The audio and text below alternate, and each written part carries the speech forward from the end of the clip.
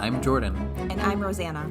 And on this podcast, we explore how to take life off autopilot and relentlessly pursue a life worth living together.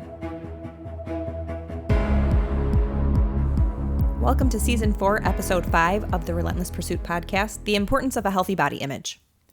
Welcome. This is an important conversation, and as always, I'm excited to talk about this, and I think we'll have some surprising discourse and revelations throughout this. Well, I think when you talk about body image, I think ultimately, or maybe off the bat, people think about women and body image. But I think this is just as important to guys as well, because guys are concerned about their appearance, their body, right? Especially in the last few years, like this whole notion of the dad bod and like almost shaming dads for not having like a chiseled, six pack and all of that. We'll talk about the male experience as well. Yeah. Yeah. So when I was thinking about this, I was just kind of thinking about like the ideal body image of women over time. And just kind of how that's changed. And so what's funny is I kind of like was doing like a little research, and I mean, I looked at from ancient Egypt, like all the way until like, current day. Sure. And it was just kind of. So this is the ideal for women over the millennia. Sure. So in ancient Egypt, it was slender, high waist, narrow shoulders, and asymmetrical face. Mm-hmm. Which, I mean, like, I don't really remember any like Pablo Picasso asymmetrical faces, but like it had to be like. Yeah. No, that's a thing, though. They say, like, the more symmetrical your features are, then the more overall attractiveness that you have even today. All right. So then... In Egypt. Must love cats. Jumping to ancient Greece, you were supposed to be plump, full-bodied, and then I see this in a series coming up next is light-skinned. Okay. Interesting. For a Mediterranean nation, right. Light-skinned, yeah. So, but plump for women, but men faced a higher standard of beauty than women at that point. So it was like a woman could be kind of like plump and overweight, but like men had like a higher... Oh, yeah, they had the long hair, and you needed, I mean, you're a warrior in a lot of instances. Right, so you're talking like muscles and all of that. So it's like so much was focused on what a man looked like. It didn't really matter what women looked like during that time. The focus was all on what the man looked like. Mm-hmm. If you go to the Han Dynasty, it was slim waist, pale skin, again, this obsession with lighter skin, large eyes, and small feet. Feet. I never understood foot people. I got a whole dynasty of foot people. But I mean, this was like when foot binding was like at the height of like that you had to have small feet. So all you women who were size like 9 through, 11, it was like, sorry. Crazy. Italian Renaissance. Then, so this is where you get ample bosom, rounded stomach, Does that ever go out of style? Fair skin. I think at that time it was because it was like, it meant you had money to be well fed. They didn't want like any waifs, Yeah. They didn't want to lean over and I'm going to snap you like a chicken. They didn't want that. They wanted someone who was fed and happy. And in the Renaissance, you see the return of that Grecian ideal as well. So that's where you have like, Michelangelo and like the David and kind of the study of the ideal human form. Yeah. So then you go to Victorian England. Again, it turns to this plump, more full-figured, but then the cinching of the waist. Oh, yeah. Okay. Ouch.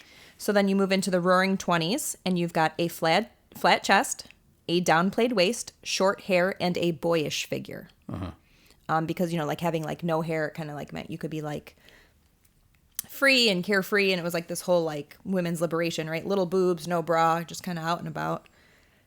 In the 30s through 50s in Hollywood, that was the golden era of glam, and so that was curves. Like the hourglass figure, so large breast, slim waist, and some booty. So, like Marilyn Monroe was kind of the epitome of that. Yeah. Wasn't she like a size like 12 or 14 or something like that? Right. So like a very sort of average size icon. now. Yeah, mm-hmm. right. But she had curves in the right places and was not necessarily overweight, but it was just kind of her shape.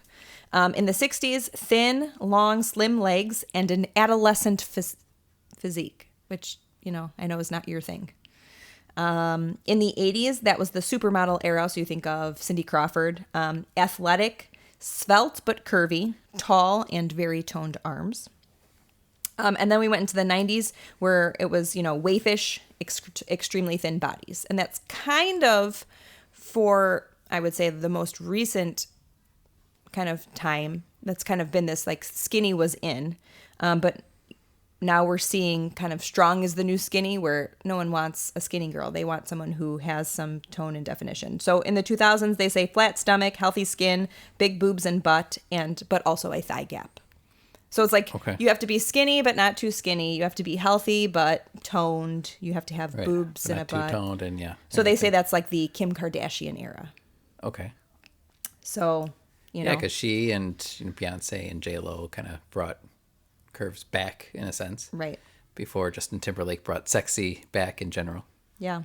So, you know, So kind of these are the ideals, like kind of over the air, like what culture has sort of said is what is attractive. So it's interesting though that it actually changes. right.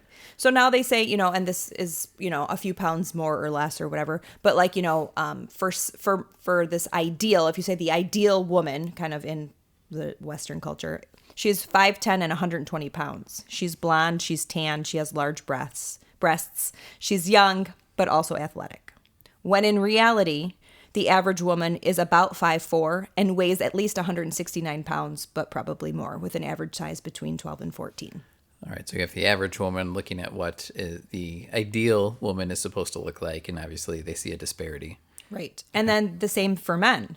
The ideal man is 6'1", so that's slightly taller than you are, and probably 160 pounds, which to me doesn't I feel like that's seem light, like yeah. a lot. Okay. He has well-defined abs. He's a lot of muscles, and he's very chiseled. When in reality, the average male is 5'9" and about 190 pounds, Okay. which I would say is probably like the average guy. Yeah. So what are your thoughts on that? On like just what they say the ideal woman, you know, should be like and the ideal man should be like. What is like how do you feel about that? Well, I don't mind the fact that we kind of culturally tend to gravitate towards certain types. I think the problem comes in when we personally recognize the disparity between who we are and what that overall type is. Now, this is where it becomes very social. So we're going to talk a lot about our own image, our own conception of our body image. But I think it's impossible to separate that from the social ideal, because where do you get the where do you get the idea of what you're supposed to look like?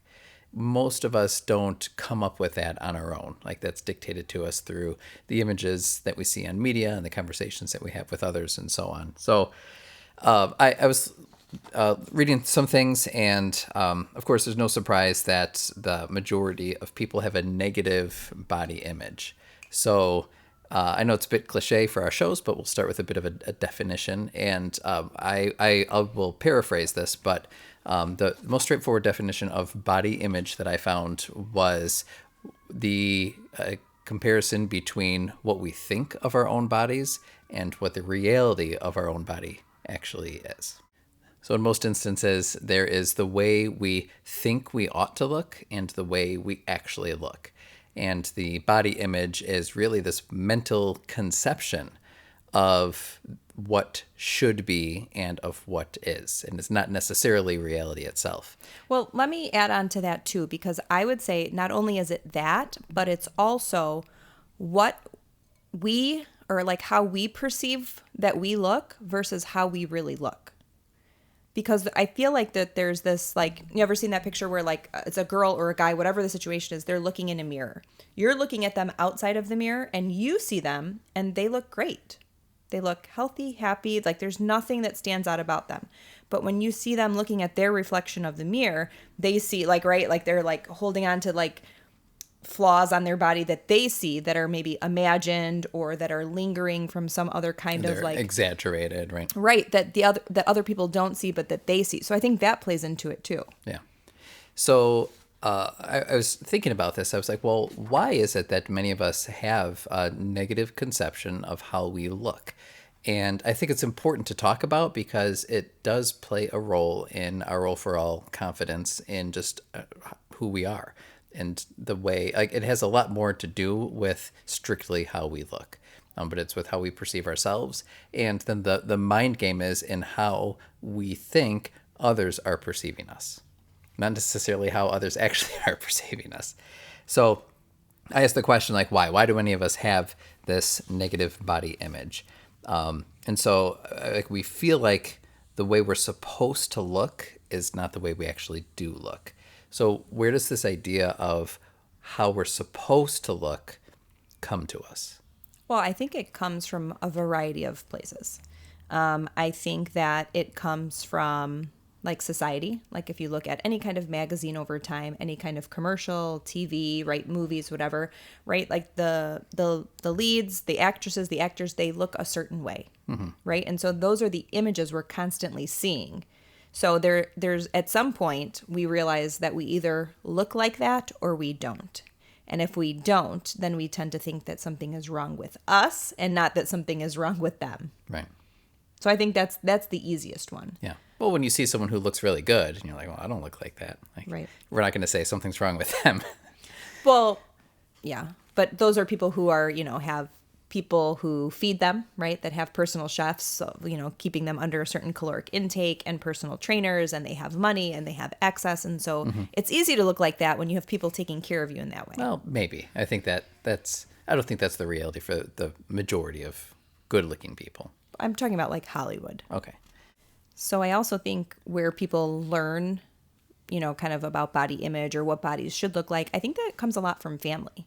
I think growing up, what your parents' perceptions of body image, how they talk about their body, how they talk to you about their body, whether or not they comment on other bodies, I think sets the stage for like what you internalize as to what you're supposed to look like or how other people are supposed to look like. And so I think that's where it kind of starts. I think it starts at home.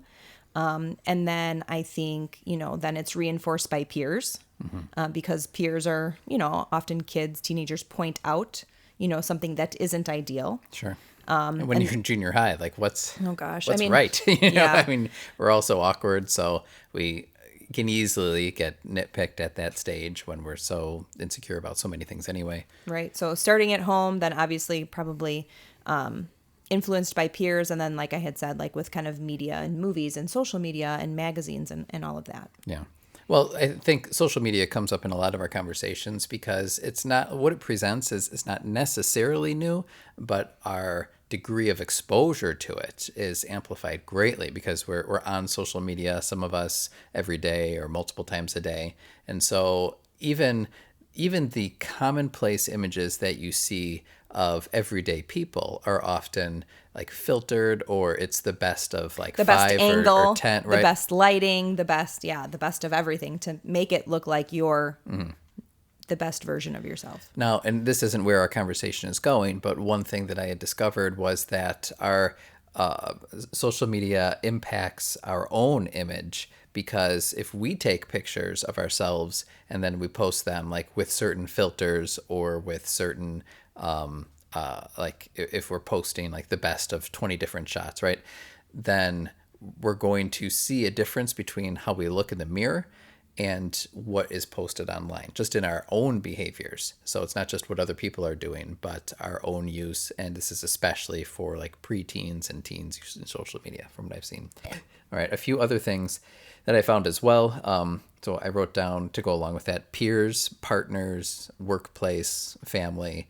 So I would say that immediate sphere of live interaction just kind of has this way of like reinforcing how one ought to look. And then I also wrote down pregnancy. It plays a big factor in our self-conception, right? Because, and I can only go off of my conversations with you and things that I've read, but I've heard that pregnancy changes your body a tad. Yeah. So times 4. I'd like to talk about that. Parenthood does as well, just that, not pregnancy, but the act of parenting. It can take a toll. I mean, I've talked about this with friends. Like, I look in the mirror and I'm thinking, is this what 4 kids did to me? I feel tired and old. Sure. And yeah. That plus aging, right? Aging, yeah. Right. I mean, we look in the mirror and it's like, well, do I look that way because I just woke up, or is that my actual face? Right. I mean, but in talking about all of this, like what we really have to realize is like the perfect body doesn't exist. Like, perfection isn't defined by like a number on a scale or how tall you, right? Like you have to be this many inches tall. Your face has to be symmetrical. Like, so if you adhere to all of those other things, but you have a size A boob, like that, right? You're not beautiful. And so I think we kind of get in the trap of we think we have to be all of these things, when in reality, like, part of it is genetics. Like, we all have a certain kind of shape, a predisposition, like a kind of like a a set point with our bodies in terms of kind of where we land. And so we can be the healthiest versions of ourselves. But if you're short and curvy, you're probably always going to be short and curvy. And if you're tall and lanky, it's going to be harder to be curvy, right? Mm-hmm. And so like we have to realize like we have to be healthy, right? And we have to embrace who we are, and we can still be the best versions of ourselves and be healthy, but we can't change who we are. Yeah. So we're inundated with these messages, we're inundated with these images very often, and so it's easy to see that disparity between what we think we're supposed to look like and then what we actually do. All right, so let's talk about our personal, as best as we can articulate, our personal body image. Do you want to go first? Sure, I can go first. Okay. I would say, okay, so let's go back just to kind of like influence of like family or whatever. I remember always being loved for who I was by my family. I remember always being fed, like in terms of like my parents didn't ask me to restrict food, never made comments on my body size. We come from a big Italian family, and so eating was important, eating together, eating good food, eating a variety of like vegetables and all of that. We ate sweets and we had treats, but at no point do I remember my parents ever commenting on their body size, on our body size, or on other people's body size. So I was always made to like confidently feel Nobody comfortable. cared. Nobody was really thinking about No. that. And there was not this like infatuation of like that I was supposed to, be a certain size, shape, or type. I remember then that shifting, as I got a little bit older into probably like maybe like 4th, 5th grade. Obviously everybody's bodies start to emerge in puberty and this and that. And I remember compared to my friends and even my best friend at the time, I was heavier than they were. Then like kids get obsessed with like, oh, how much do you weigh? Like once they, like are weighed on scales, and they like that becomes a thing. And like knowing that I weighed more than some of my friends. And there were people that were bigger than me and people that were smaller than me, both in like height and in weight. I had brown hair. I had more like Mediterranean tan skin. So like you start to like realize those differences. But I had tons of friends with like blonde hair, blue eyes. And so I feel like that's kind of where I started to realize that I was different, right? And then the same thing, locker rooms and sports, and all of that. So I kind of remember that. And then I also just remember then going into high school too, and just being a little more shy, a little bit more insecure, a little bit more withdrawn in terms of like, I would say I have a pretty big personality and I'm pretty outgoing, but like knowing that I wasn't like the prettiest or the skinniest or like the most ideal kind of keep me back a little bit, because I was like shy and embarrassed about who I was because I didn't think it was good enough or as good as someone else. Mm-hmm. You and I started dating in high school. You never made me feel like that ever.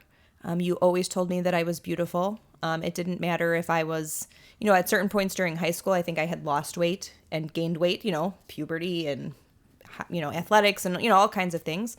But through all of that, you always told me that I was beautiful and that I was the most beautiful and that you liked every inch of me for who I was. Never compared me to anybody else. And then, obviously we got married. At certain points, I think I had gained and lost weight. I had been pregnant. And pregnancy, I feel like, kind of messes with you a little bit because, you're doing kind of your regular routine, even with like working out and whatnot. And, some people gain a lot of weight during pregnancy, some don't. I even tried to like almost be extra careful during pregnancy, and it didn't matter with all 4 of our kids. I gained, like 40 to 50 pounds with all 4 of them. The last 2 I worked out through the duration of my pregnancy. I felt like I only ate blueberries and lettuce leaves. I know that wasn't the reality, but like I was like really like in tune with like eating better, and I still gained the same amount of weight. And so, it was hard. I remember going to a doctor's appointment when I was pregnant with Roman, and like from the time I had gone before, it was like 4 or 6 weeks, and there was like a huge shift on the scale, and I just started crying, and the nurse practitioner was like, "Honey, are you okay?" And I was like, I'm still working out, like I'm eating healthy. And she's like, you're growing a baby and there's a lot of fluid in your body. And, but it's hard to see that when you're someone who for a good part of your life has been conscious about how much they weigh, and that maybe it's heavier than most people. You were taking a step backwards to like, correct. Shoot, this is where I came from. I don't want to go back. Correct. Yeah. And between babies 3 and 4, I had lost a bunch of weight. Yeah. I had lost all of the baby weight. You started working out I think the most regularly after our second child. Right, that's where you really got into it, and then you've been consistent with it since then. But yeah, certainly any pregnancy I could see how you put a lot of effort into that, and then it feels, in a sense, like a setback. Not that having the child is a setback, but Not at all, but the physical toll. Yeah. So, I mean, it was hard because, I've, like I said, I was on average, I was probably always a size like 12, 14 from like the time I was 20, I don't know, after we were married, like 24 to 34, a size 10, 12 or 12, 14. And then after the third baby, I was like down to maybe like a size 8. And I was like really proud of myself. And then, we found out we were pregnant again, and we were excited that we were pregnant, but I was like, man, like my body's going to change again. And like kind of knowing what that was like, it was a little harder. But after Roman, being able to lose the weight in a healthy way, not in 3 weeks. I don't know how people do that, but like, it takes 9 months to put it on. And by the time it was 9 months, he was out, like I had taken it off. And then even since then, I've found some success with like just different kinds of workouts and consistency. And I would say I am obviously the leanest and healthiest I've been, and not healthiest because it's a certain weight, but just been able to like maintain like working out and a healthy lifestyle, but not because of like yo-yo dieting or a certain kind of food trend or anything like that. Just finding out what works best for me. I still eat tacos. I still eat hamburgers. Like I still eat desserts and all of that, but like, just kind of finding out what's best for me. But what I've realized too is the perception I have of myself from 10 or 15 years ago is who I think I still am. So sometimes when I see a picture of myself, well, that's funny. Yeah, because when I see a picture of myself, I look at myself, I'm like, is that really what I look like? Yeah. And you're like, uh-huh. Or like my mom sometimes will send a picture of me and I'm like, my legs look like that. Like when I see myself in the past because that's how I've always known myself. And I don't look like that anymore. I feel like I'm on the inside. So when I just assume that I look the same on the outside. Yeah. And so I think that's where body image comes in. I've had such a negative body image of myself for such a long time. It's still hard for me to recognize where my body is now and say that I am strong, I am healthy, like I am fit. It's hard to confidently say that because for such a long time that was not who I was. Yeah. What about you? All right, so you don't have to do this. I'll share maybe it's easier as a guy. I think I'll share my height and my weight first. Okay. So I'm 5'10". I used to think I was taller, but when the lady measured me the other day, I'm like, come on. So I do wish I was taller. 6'1" would be great. I don't know why I want that, but I do. But you've always said that. I've always wanted to be 6'1". Yeah, so maybe one of our boys will crack 6 feet. So anyway, I'm 5'10". But like, why do you want them for them? Because if they're 5'9", what happens? Isn't that funny though? I just do. Okay, right. Go ahead. It is funny. All right, so 5'10", about 165, between 165 and 170 usually. And I guess my story is kind of the opposite. I'm actually a little embarrassed sharing it because, one, like being a guy, people are like, maybe you don't struggle with this. I saw a quote that somebody said, it's just as hard in terms of body image to be a guy as to be a girl. I don't think that's true.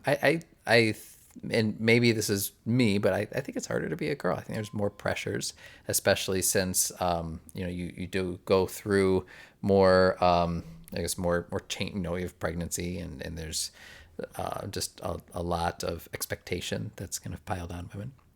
But it's not easy being a guy. So both my parents are, I would say, quite slender. So genetically, that was always my disposition as well. So I kind of embarrassed saying that at times because, a lot of people are like, trying to lose weight. I've never really needed to try to lose weight, and which I'm grateful for. I can't take any credit for it. No, it's not because you eat healthy and because you've spent hours at the gym your entire life. Right. You were just naturally thin. Yeah. And if anything, and this sounds funny, but if anything, like I've tried to gain weight, in different ways. So I remember like growing up, I was like a little bit like scrawnier and just like athletically inferior to the typical person that I hung around. I remember distinctly playing basketball in high school gym class, and I was playing against somebody, and this guy was like telling his teammate, "Hey, go easy on the small guy." You know, he was referring to me. You turn around behind you like, And I never small guy? thought of myself as small, but like certainly scrawny and like very light growing up. And so now I'm of, I would say like roughly like average weight. In fact, I see guys who, that's why I said like, I see guys who are like lighter than me, or I see like sometimes like these MMA fighters or whatever, and they're in the 145-pound weight class. I mean, they're very stacked guys, but at the same time, I'm like, that's really light, because I think of myself as light, and I'm like 20 pounds heavier than them. So I guess one of my objectives has been to gain muscle mass. And so I'd never really put a lot of time and effort towards it until maybe this past year. Like I said, 2020 was my healthiest year. And, a lot of the same thing, like I'll still look at the mirror and I could recognize some gains that I've made, but I also still look and see like that same scrawny person. So I'm very self-conscious of how small I am, but also just like belly fat, like especially as I get older, I'm like, I'm scrawny in like all areas, but two, let's say. One of those is the belly fat. Oh, you're talking about like a little spare tire, A little spare tire, right? Okay. So I'm self-conscious of that. And so, I don't feel like that's this major struggle or hurdle. I don't feel like it holds me back, but I certainly do when I'm kind of like the most consistent with exercise and with eating well. I certainly do feel the change in just, like you put on a shirt and it just like fits. And maybe more so as a guy, I look at myself in the mirror. I'm like, all right, I'm feeling it today. Oh, you know what else I think really impacts our self-image is this past year when we were all on Zoom all the time. We actually think about it, like you saw yourself a lot more than you normally would. Like we would check our mirror, maybe like there's a selfie involved. It's about how often do you really see yourself in the day? But then once I was on Zoom for like multiple hours every day, and your camera is on you and you can see what you look like, at least. Yeah, but like that's just not a from your flattering shoulders up. angle, and it's not flattering lighting. It's like the worst possible version of yourself. Well, sure. I mean, some days I looked at myself, I'm like, man, Rosanna's a lucky girl. But I mean, how many times are we really like so self-aware? We have a camera on us that we can see for as long as we really did. So I think that's another thing that impacted us too. So, I think with guys, there's certainly a similar ideal, like you had mentioned before, like you kind of look a certain way. Usually muscles are involved and flat stomachs, which is, it's hard to come by, especially as you're getting older. So you feel that disparity.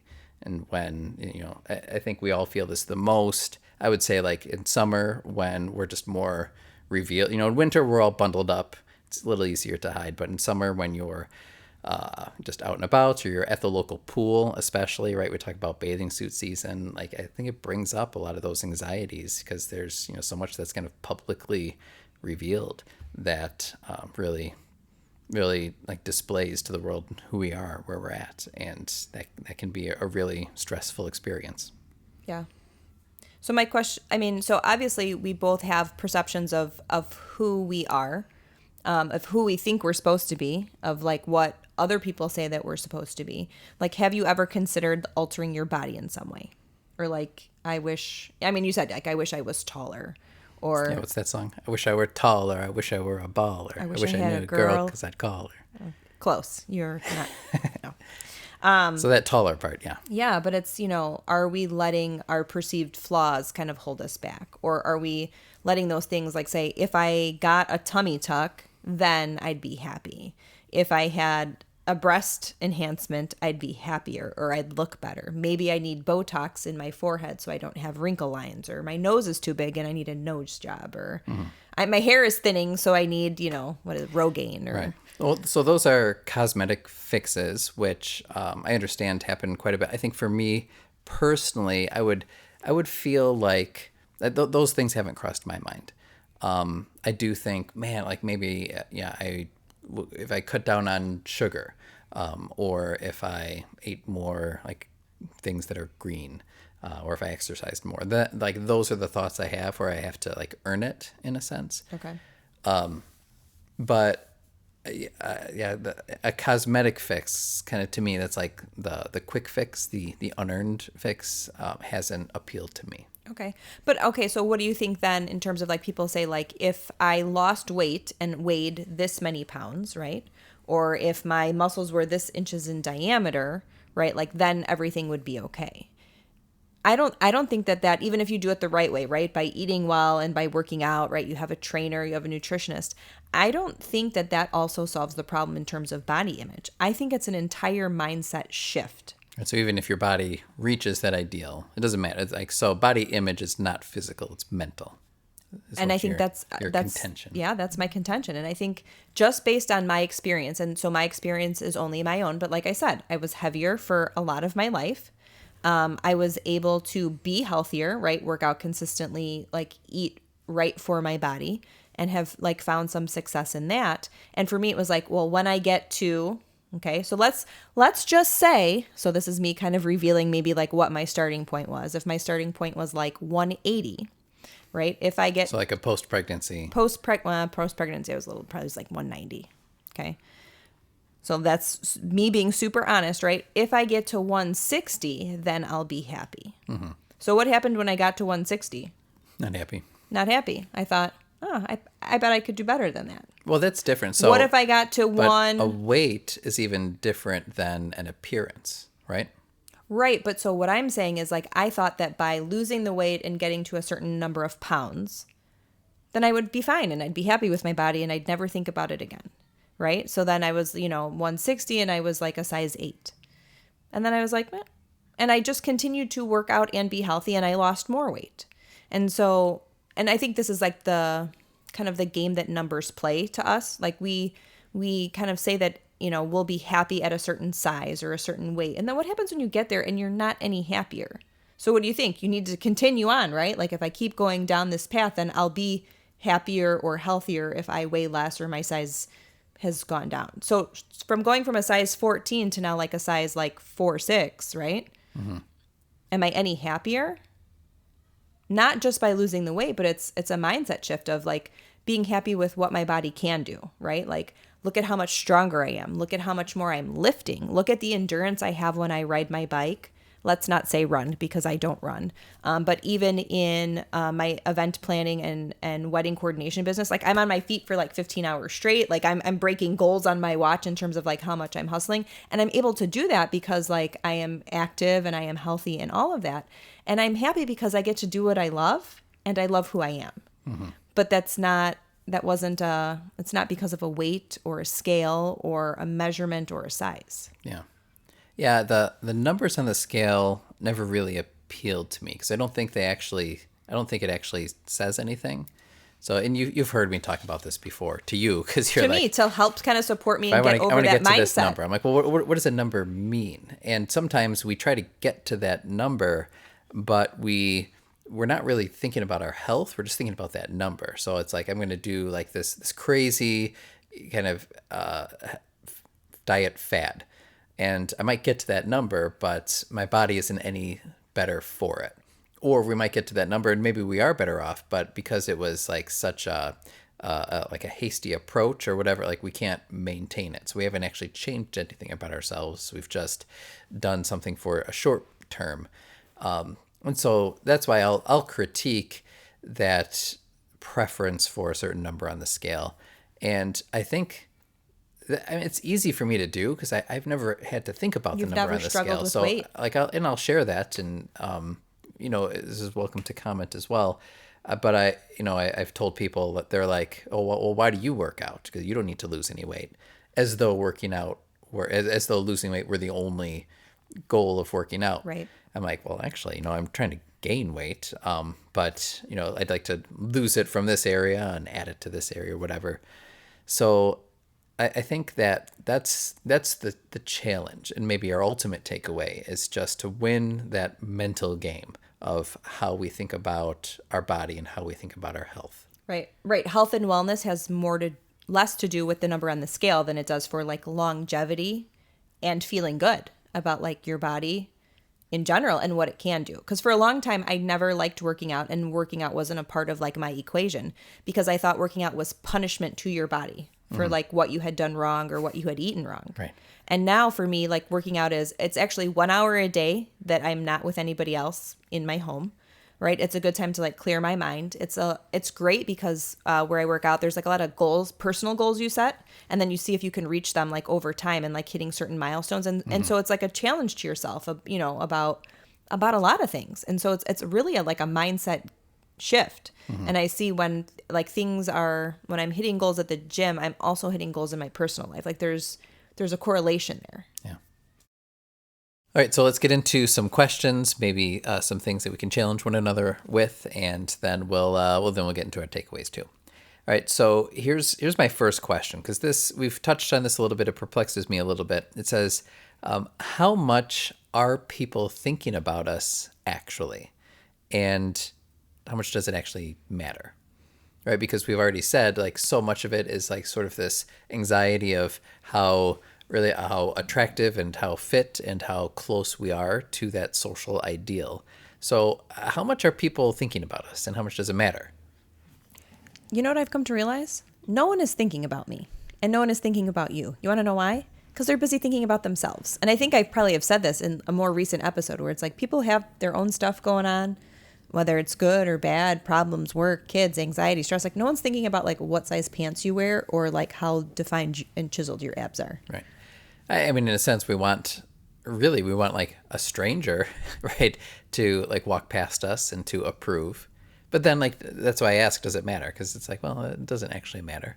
No, it doesn't. And normally that same stranger might like walk past us and completely not notice us, right? So I feel like I just feel like we put a little bit more stature to the other person's perception of us than it really deserves. Right. And you know what? It's nice to get a compliment. It's nice for someone to look at you and say, wow, Jordan, like have you been lifting? Like your arms look really great. Like, there's been certain times where like I've looked over and I was like, sheesh, look at those triceps. And you're like, wait, what? And you're kind of like, I didn't. Yeah. Well, it's nice when you notice. Yeah. Sure. But I mean, I was working a couple weekends ago and, people are just in conversation. Okay. I'm a wedding coordinator, so I'm dealing with a lot of people, bridesmaids, groomsmen, whatever. So people are like, oh, are you married? Yeah, I'm married. Oh yeah. How long have you been married? Okay. Oh, do you have kids? Yeah, by the groomsmen. Yeah. Do you have kids? Yeah, I have kids. Oh, you have kids? Yeah. How many kids do you have? I have 4 kids. You have 4 kids? They're like, there's no way you had 4 kids. And for me, that's like a really nice compliment because I am working really hard to be fit. And for a long time, I looked kind of like a blob. And so like, it's like a nice little ego boost. But I mean, in reality, I'm never going to see those people again. And what they think about me really has really no impact on like how I'm going to live my life. But when you give me a compliment, it makes a big difference. So it's like we can't, live our lives or be searching for compliments. But does it though? Or you're like, well, you have to say that because you're my husband. Well, I tell you that. Or you've really said like you always think I look nice. So how authentic is this compliment, right? I mean, and let's be honest. Like I think wives typically out there would probably say the same thing. It's like there's the difference between like your spouse complimenting you and someone who doesn't have to. Yeah, I mean it's true. It's true. Not that your spouse has to, but no. Right. But they should. And I do. And I've always felt that you are attractive.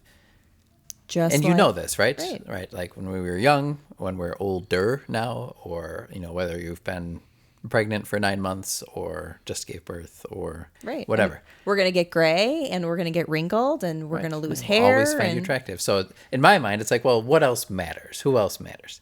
But that's why, like, I wonder what it is we're actually after. Is it the validation from others? And if so, like when you really break it down, like, well, validation from who? From my friends? Well, no, they'll probably be my friends anyway. From my spouse? No, they probably like the way I look anyway. From strangers? Well, it's nice, but it doesn't matter because they're strangers. I'm never really going to see them again anyway. So when we actually think through like who we want this validation from, I think it kind of disintegrates and we realize that that's just propping up the way that we wish we were thought of, whereas that's in reality that's not actually the case. So that our real goals have to be internal. I was going to say, I think the real validation comes from ourselves, like being proud of who we are, right? And being comfortable with who we are instead of feeling like we are not okay as we are, being comfortable with who we are. regardless of shape or size or whatever that is, whether we're in top peak physical condition or, we're pregnant or we're coming out of a pregnancy. Like, we have to be comfortable with who we are. And we have to realize that no one is expecting us to maintain any ideal level of perfection.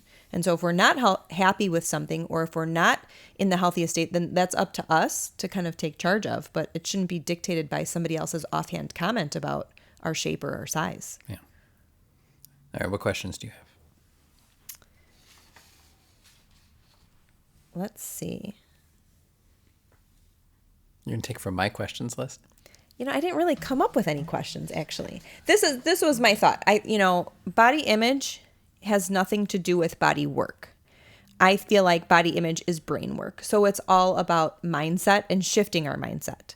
And so, like, no one's going to stand at my funeral, right? If we go back to, like, beginning with the end in mind and thinking about our eulogy, no one's going to stand at my funeral and talk about my abs or whether or not I had thigh gap, right? Or the size of my butt, or, right, like what I looked like post-kids or pre-kids. Like, no one's going to talk about those things. Hopefully they're going to talk about the kind of person I was and the impact that I had. So, like, why are we, so just insistent on being so focused about what we look like? Yeah. Well, I think that's a good question. I think there must be, like, just something that's just innately psychologically human, right? We're very visual creatures. And vain. And maybe this isn't true, but I think, like, men especially so, like, are just, me, like, just very interested in appearance. And kind of setting that standard then kind of becomes this cycle, this self-perpetuating cycle of just examining how we look like and caring how we look like. So I don't think there's any getting around it. Like, I don't think the solution is, well, stop caring how you look. Because I think that being healthy, and I think that the appearance that comes with that, I think that matters. I just think that it gets misguided when it's strictly the appearance and not the innate health that undergirds that we're pursuing. Well, and I'm talking more like, right, if the ideal is 5'10", blonde hair, blue eyes, tan skin, young, and a certain size bra, right? Like, I'm not going to be 5'10". Well, you right? can't control any of that. Right, I can't maybe control the any of that. tan So, skin. so then to, like, some people that will, do everything they can to be like that. Like, part of it is realizing, like, who you are and what makes you unique and what makes you beautiful. And also realizing that's not everybody's definition of beautiful. You've never been into tall blondes. Tall, skinny blondes, like that's not your type. And lucky for me, I'm your type, right? Dark hair. I do have light eyes, but I'm curvier, right? A little more Mediterranean looking. Like, that appeals to you. And so thinking that we have to be something else for someone else is silly, instead of, like, loving ourselves for who we are. Okay. All right. So, do you have a question or a quote there? I have no question. Okay. I have this one. All right. So, how can we tell the difference between having a realistic view of ourselves and having reasonable goals and having an unhealthy body image? So, like, what I'm saying is, how can we tell the difference between what's a good goal and what's a bad goal for the way that we look? Sometimes it might even be the same goal, but, like, how do we tell the difference between whether or not we have the right approach, the right mindset, the right motivation? Well, I think it has to be, like, what's your underlying reason for wanting that or doing that or trying to achieve it, right? Is it because it's something that you individually want to achieve, or is it because you're trying to please someone else? I think that's part of it. Yeah. Is it because it's good for health and wellness, or is it because you're trying to impress someone else? Yeah.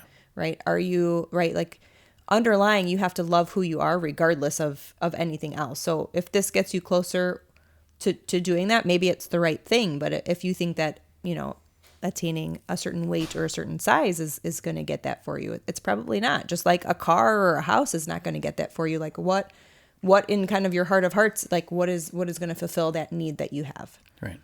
I mean, part of me thinks, all right, when I exercise, when I eat right, I want to be healthy well into my 90s. I think that's a reasonable goal, but I can't get away. Like, I could say, like, oh, it doesn't matter to me, but it does. Like, and I think this is true for all of us. Like, I can't get away from that desire for attractiveness, which is social. Well, and I Right? think Am I wrong? that's I realistic. don't think, I think that's being honest. So let's just say that's like, it's okay maybe if that's number 3 or 4 on the list of objectives, right? I want to be healthy into my 90s. I want to avoid some of the maybe genetic predispositions that my family history has for diabetes or for heart disease, right? I want to have a strong immune system. So you can kind of make these health goals. I want to age slowly instead of quickly. But again, like the more we get into strictly appearance, But like, you I can want to say also- like someone yeah, be I wanna like, look good too. I'm 50 years old. Like, oh man, you don't even look like you're in your 40s. Like I would just like that. And I can't explain why. I just want that. Well, it's nice for other people to like acknowledge the work that you're putting in. But if that's the only reason you're doing it, that's really not a healthy body image. We were at a baseball game a couple weeks ago, and I was talking to another boy's dad, and he had gone over to the fence, and a friend of his had walked up to the wife and said, "Oh, where's so and so? Oh, he's over there at the fence." And the guy's like, "I don't see him." And she's like, "He's over there in the jeans and the hoodie." And like I didn't understand like the exchange, I overheard it, and she's like, I pointed to him over there, and she's like, he didn't recognize him. I go, well, why didn't he recognize him? He goes, well, the last time he saw him about 2 years ago, he was about 50 pounds heavier. And I was like, oh, really? I had no idea. Like we're just walking in and seeing someone like where they are now, but I didn't know what he looked like, 2 years ago, 4 years ago, 5 years ago. So when he walked back over, I said, your wife told me that like a couple of years ago, like you weighed like 50 pounds more than this. I'm like, good for you. yeah, and that's what I said. I said, like, good for you. So you obviously lost some weight and you've been able to keep it off. And, he told me a story about it was like basically like a diet bet thing with like a friend of theirs. And, like he committed to it and whatever. I go, oh, so how'd you lose the weight? He goes, well, basically I starved myself. Okay. He's like, I was eating almost nothing. He's like, and I'm a guy, so basically if I just cut out 2 things, I probably would have lost, X amount. He's like, but I cut out like everything. I lost 50 pounds. And he's like, I probably could have lost more. He's like, but I stopped. I go, well, why was that? He's like, because I was somewhere and it was hot and I was dizzy. And he's like, it like had dawned on me that like I wasn't eating enough. And he's like, and I didn't feel good. Mm-hmm. And he's like, so like now I think he said I weigh 195. He's like, really, I should probably be about 15 pounds thinner. So it was interesting to me, even as a guy, like he did it as like a diet bet thing, like a friendly wager. You lose the weight. And he lose the weight. He was going to win some money. Where it's like a compliment. Like, oh, like good for you. You look better. But we don't recognize the cost. Right. And like, and he said, he's like, I didn't do it in a healthy way at all. It's not like I started working out or like I cut my portions. He's like, I was literally like, I stopped eating and I lost the weight. And he's like, and then, after that, he's like, I probably gained about 15 pounds back. He's like, because then I went from like eating nothing to just eating a normal amount. He's like, so really, I should probably lose like 15 more pounds. But like, even in his mind, it was like, I think he looks great. Like that's how I met him. So it's not like I thought, oh, this guy needs to lose weight or he's unhealthy. Nothing like that. But in his mind, right? Like if he's to the ideal, he's probably about 6'1", right? Like in his mind, yeah, I probably should lose because that's, where he should be. But I'm like, but he really enjoys to eat. And he talks about all the things he eats and, whatever. And so it's like, but you can enjoy eating and you can eat. And that's not a bad thing. Mm-hmm. But like, are you letting your obsession with how you look or how you feel you should look or what other people tell you should look like interfere in your life and even with eating? That's all a mental game. Yeah. I almost look at like the short-term versus the long-term goal, just to answer my own question about how to tell the difference. Like, I think it's okay to have those short-term goals. Like a lot of diet programs promise this, like, in the next 6 weeks or in the next 90 days, like you're going to achieve this. And that's nice. That might lead to habits that are just not sustainable in the long term, even if they are relatively healthy habits in the short term. So that's, I guess that's for me, like how I would think about it. Like, what is the long-term goal? And then what short-term habits can I include as a foundation to help me achieve that goal? And then like, I think from there, the appearance almost can't help but follow. Now, I mean, it depends like who you are and what your goals are. And, but I feel like if the losing weight or like a specific appearance is the only goal, then that may, but it also may not lead to the habits that truly make us healthy and sustain us for the longer term. Right.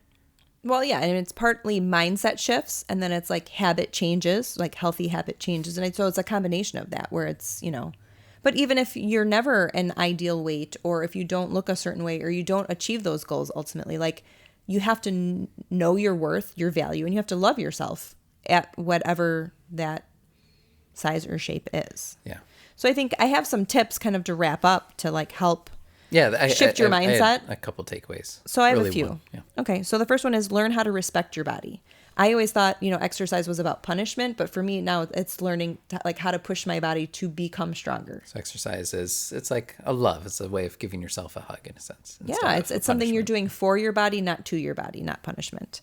Number 2 is realize that your feelings about yourself should have nothing to do with your appearance, right? Like I should know who I am and what my value is, not based on what I look like, but about the kind of person I am, the talents that I have, the things that I do for others. Like that's where your worth is determined, not just your body image, like what your body looks like.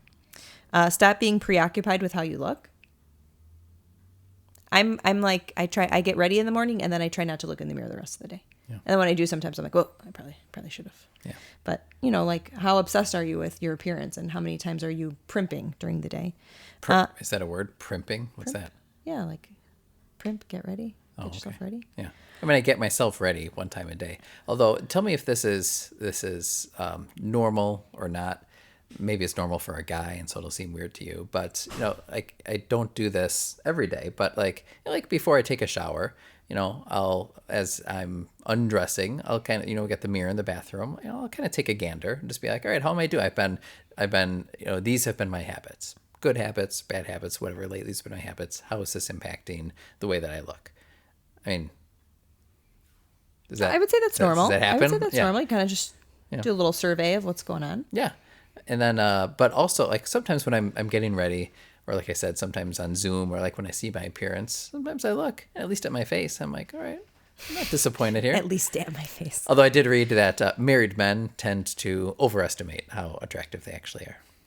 Okay. Do married women underestimate how attractive they are? Yeah. Oh, interesting. Women across the board tend to underestimate. All right. Number 4. Acknowledge that your body doesn't have to be perfect, right? Like, so you look at yourself in the mirror and you're like, oh, wow, yeah, my triceps are really defined. Or, oh, look at, there's some abs there. Number 4, acknowledge that your body doesn't have to be perfect. So yeah, maybe you are standing in the mirror in the bathroom and, you can see some wins, you can see some losses, but it doesn't have to be perfect. No one's expecting it to be perfect. Okay. Like life isn't perfect, neither is who your cares? body. It's like your own goal. I think we have this ideal, but that's an ideal. And, good for society for having what I hope is like a healthy ideal. But at the same time, nothing in reality matches any given ideal. So kind of let yourself off the hook, you're saying. Yeah. And number 5, celebrate what your body can do, right? Like all of the things that we do with our body, from, picking up and carrying our kids to, playing baseball with them, running for enjoyment, taking your dog for a walk, gardening. Like your body is able to move and do all of those things. And oftentimes we don't have the right perspective of like thinking about what our body can do. We can only think about what our body can't do. Mm-hmm. Like I can't bench press 350, but that shouldn't make me think that I'm not strong and that I'm not valuable. And so I think it's just having the right mindset, towards your body. Yeah. And you can be at any size and be healthy. So what's healthy for you is not what's healthy for me. It's very different. Because you can out eat me like 3-1 and look like that. But that shouldn't impact like how I eat or change how I feel about myself, because we're different. And so it's different for everyone. Yeah. I guess I would boil that down into just one takeaway for myself, which is to set a healthy and reasonable goal for yourself. And damn everyone else who wants to impose or who we imagine are imposing some expectation for us. What's healthy for you? And then build the habits that actually help you become that vision of health for yourself. And so for all of us, it's going to be a little bit different, but let's embrace it. All right.